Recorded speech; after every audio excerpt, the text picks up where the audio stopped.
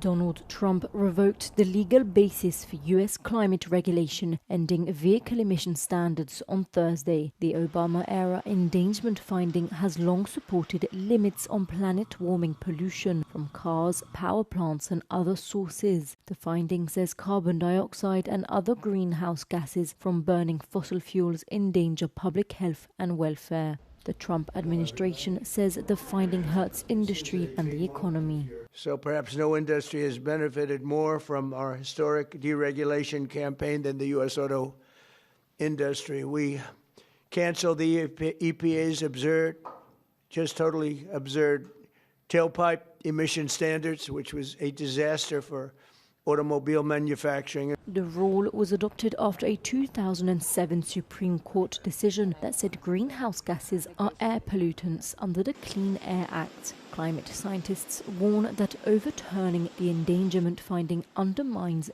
decades of scientific progress and damages the credibility of U.S. institutions tasked with protecting the environment. They also note that rising global temperatures are driving more extreme heat, wildfires, drought and catastrophic flooding, and are causing billions of dollars in damage. Several NATO allies, including Germany and the UK, announced a $35 billion military aid package for Ukraine following a defense minister meeting held in Brussels on Thursday. We can save lives, we can pressure Putin, and we can agree peace, but only if we step up together. So, together, I can confirm at today's UDCG, we pledged a total of $35 billion worth of new military aid for Ukraine. NATO Secretary General Mark Rutte called the meeting pivotal, pointing to a shift where Europe is taking on more responsibility and leadership inside the alliance. For the US security, it is vital to have a strong NATO, but also for the US security, it's vital to have a stronger European presence within NATO. And that's exactly what's happening. We are ramping up the spending in Europe and Canada to protect ourselves better. And the Arctic was also on the agenda. A day prior, on Wednesday, NATO launched a new mission called Arctic Sentry to strengthen security in the High North. The mission will bring together the activities of 32 allies in the region under one overarching operational strategy.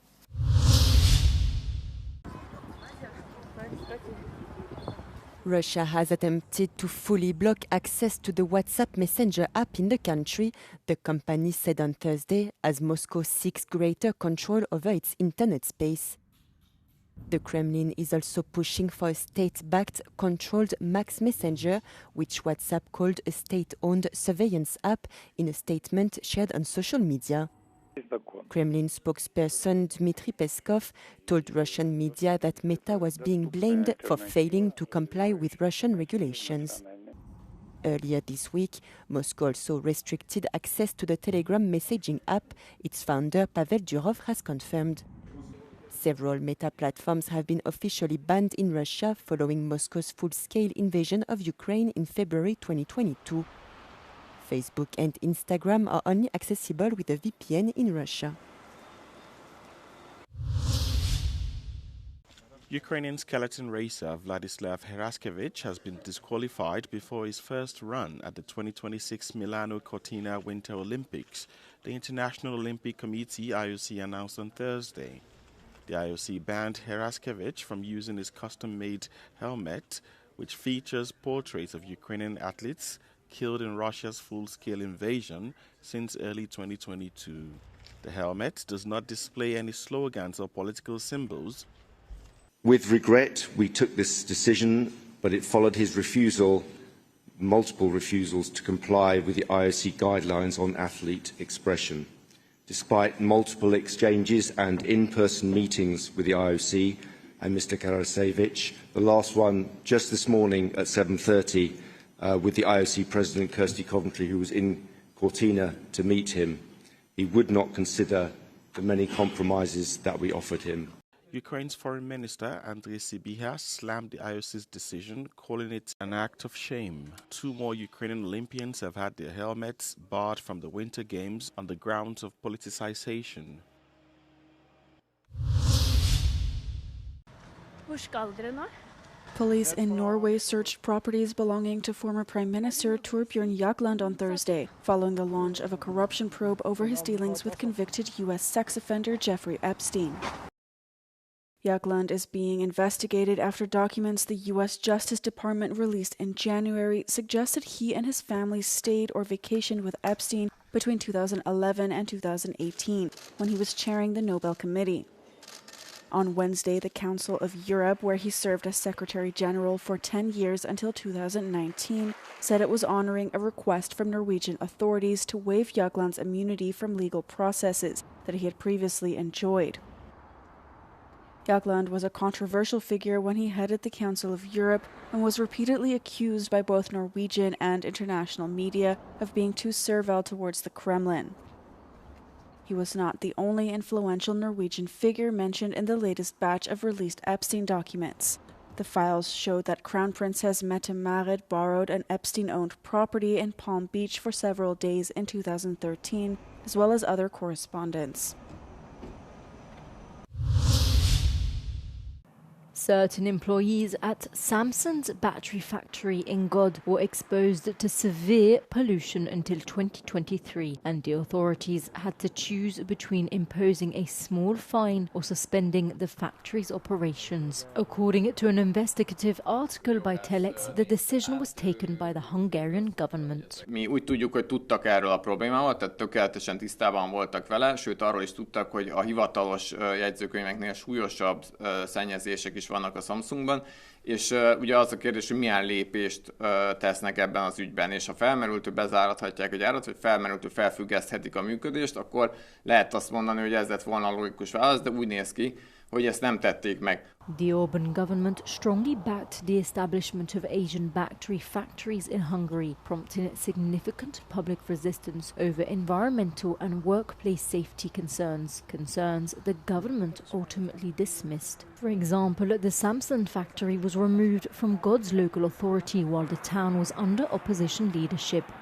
Lehetett azért sejteni ezeket a dolgokat, amik most kiderültek. Lehetett hallani munkásoktól dolgokat, lehetett hallani üzemvezetőtől, lehetett hallani a helyi tűzoltóságtól, amikor éjszaka kellés közepén arra csörög a telefon, hogy már megint kigyulladt egy üzemi rész. Ezeket hallottuk, de sose volt rá bizonyíték igazából, ezek nem voltak leírva, sose írták le ezeket a dolgokat. The Hungarian government did not rebut the article in detail, but it denied that the cabinet discussed Samsung's God plant and said the factory is operating legally. Kampányhazugsággal állunk szemben, az állításoknak nincsen alapja. Szijjártó miniszter úr feljelentést tett, illetve a Telexsel szemben pert indított. A botrány lényege, hogy a Telex egyértelműen és számon kérhetően állítja, amit idáig is sokan gondoltak, hogy a magyar kormány a legfelsőbb szinten avatkozik be bizonyos nagyberuházások érdekében. A kormány a választási kampány részének minősítette és tagadja a vádakat. Tanács Gábor, Euronews, Göd. 10, 9, 8, 7, 6. The most powerful version yet of Europe's Ariane 6 rocket blasted off from French Guiana on Thursday, carrying with it 32 satellites for Amazon Leo's broadband constellation. The Ariane 6-4, named after its 4 boosters, made its maiden launch from the European spaceport in Kourou.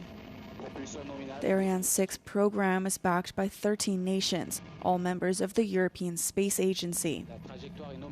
The flagship of Europe's rocket industry is competing in a highly competitive global market against heavyweight players, including Elon Musk's market leader, SpaceX.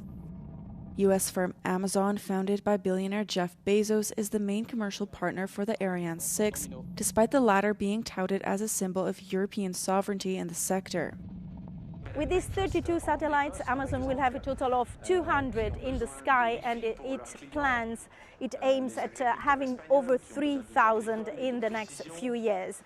So this is only the first out of 18 launches planned with Amazon for Ariane 6. This heavy lift rocket has been designed to replace Ariane 5 and restore Europe's independent access to space after several years of delays and a launch gap that has left the continent reliant on foreign providers.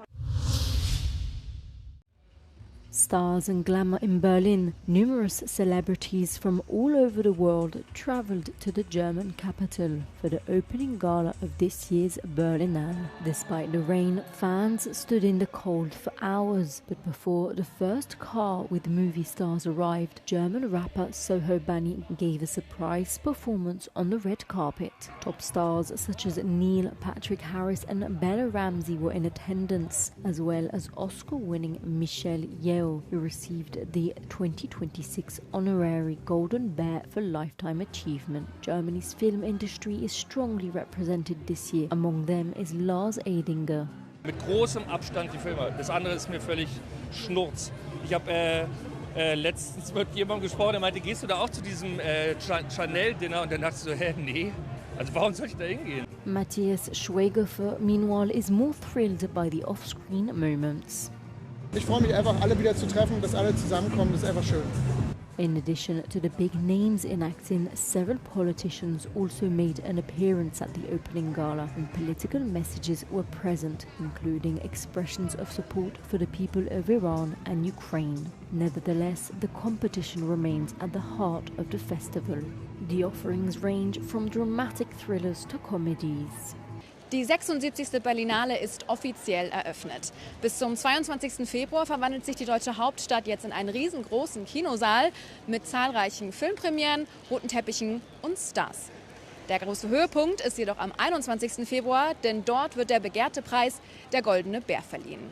Es bleibt also weiterhin spannend, sowohl in den Kinosälen als auch draußen. Sonja Issel aus Berlin für Euronews.